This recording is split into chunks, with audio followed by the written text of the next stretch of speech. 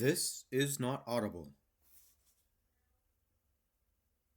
Whoever is producing this presents you with Book 1, Origin of the Ethereal Chromafordge series. Context: Solstice Dawnwind, Awakened Wonder, Seeking the Beyond. Eldritch Morrows, Wisdom with Wit, Given Bones of Mischief. Ilara Syndralis, Ember Unseen, Fire Woven, Fate Ignited. Ilara means God's grace, divine light, or eternal beauty. Solstice Dawnwind means renewal, sacred turning, blessed beginning of wandering light. And Eldritch Morrows, obviously, means wisdom with wit, given bones of mischief. This pre-recording is for anyone who wants to listen to this book before its completion. Since this is an early draft, some sections may feel disconnected or lack proper build-up. I am open to including anything and everything, most likely, that you think might be good to include. Enjoy. Prologue: Shadows of Resilience. Humble Origins. In a war of ego, the loser always wins. Kindling, Root Day, of the first thread reckoning, of the Emberheart, in the third epic of Dawning Wonder. Age of Ruler J.G.S.S, Supreme Ruler of the West. Report: Solstice. It was kindling, in other words, morning in Herbs Lucian. The hour when the city stirred, and the light turned sharp. Emberforge's pulse beat through the stone streets, heat rising from forges, casting gold across the walls like a warning. In a narrow alley behind the market, air thick with smoke and rot, purple welts marked his skin like eke, spelled, and violence, stark against the dirt. They did not feel like bruises, but brands, crude, burning symbols pressed into him by unseen hands, marks of some trial older than the city itself. Were these not the forged marks the elders whispered of in their fanciful tales of the first epic, when heroes were hammered into being by agony and scorn?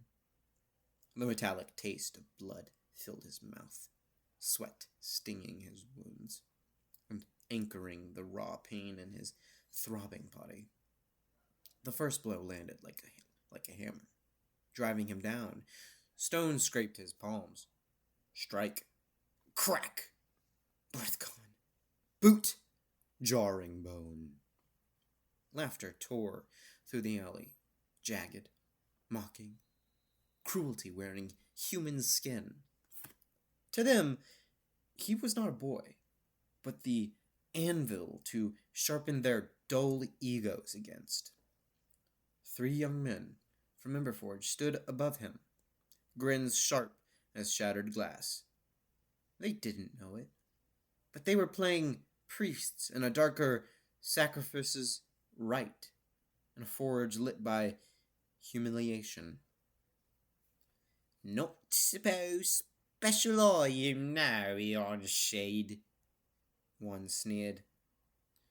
A final kick sank into Solstice's side, body curled and pain blossoming. He refused to flinch. Solstice's head throbbed. The world tilted like a drunkard's stagger. Every part of him screamed to fight back, to carve his fists into their smirks and grind their teeth into stone. But 3 against 1. That was not a fight. It was a reckoning. So, he let the rage simmer. Some have told him, mainly his mother, that that's not good for you. But for now, he ignored that advice, and instead, he let it become cold, focused, a vow, forming in the silence between strikes, yet under it a crack of doubt.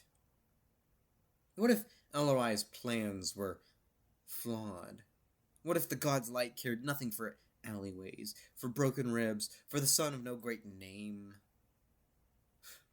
What if I never rise above this? He thought, the doubt twisting like the gravel that had been twisted into his eyes, before hardening into resolve.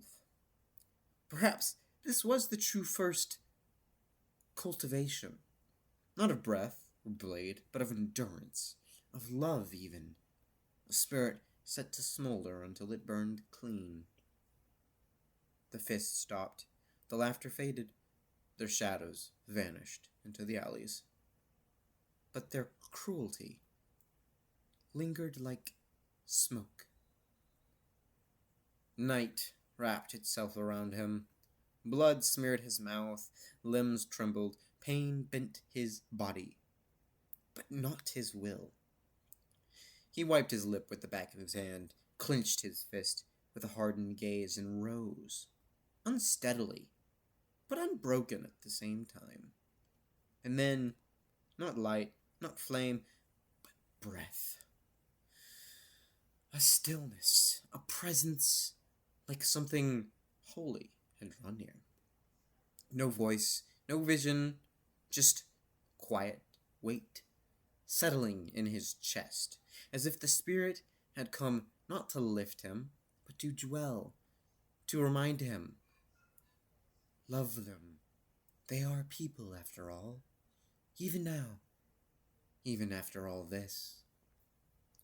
Solstice's mouth muttered curses, though by his standards he wasn't very good at it. But his mind, treacherous thing, offered him a wry grin.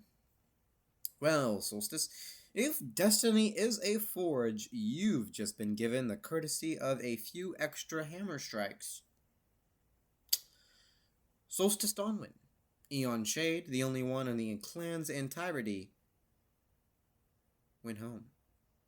Tomorrow, they will either watch him rise or fall. Tonight, he limped into the dark, each step heavy with fire and a vow that burned hotter than pain.